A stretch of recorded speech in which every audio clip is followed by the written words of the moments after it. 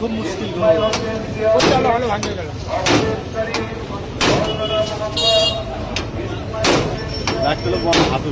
এদিকে আবার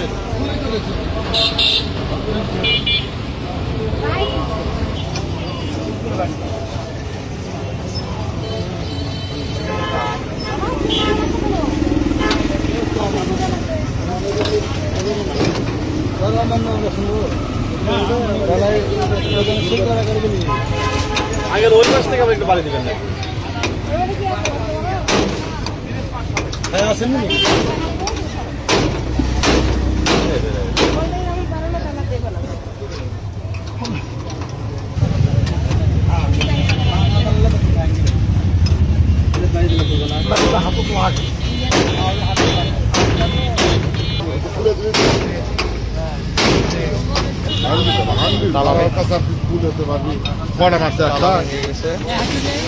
একটা করে রাখে একটা করে দেয়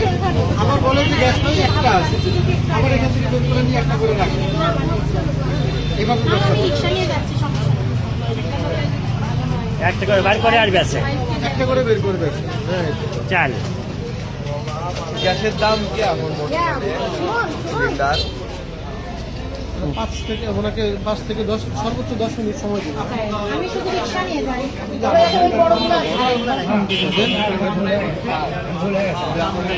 উনি আশেপাশে আছে বুঝতে পারছেন ওনার সাথে আমার এই যে ওনার সাথে কথা হচ্ছে হ্যাঁ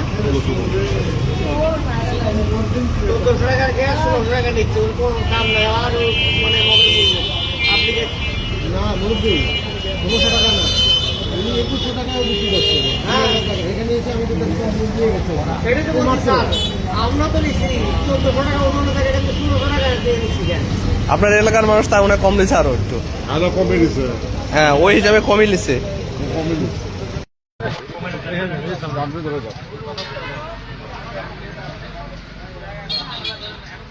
তাহলে আজকে আপনার এই মাহবুব কালকার আপনার অফিস থেকে যে আমরা আসি আসার পরে যে আমাদের যে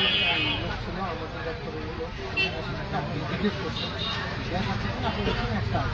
তা আজকে আমরা যেটা দেখলাম যে আপনার গোডাউন করে যেটা আপনি গোডাউন বন্ধ রেখে চলে গেছিলেন আমাদেরকে তাহলে এটা ভেঙে দেখলাম যে আপনার এখানে 19টা গ্যাস আছে বড় ছোট মিলে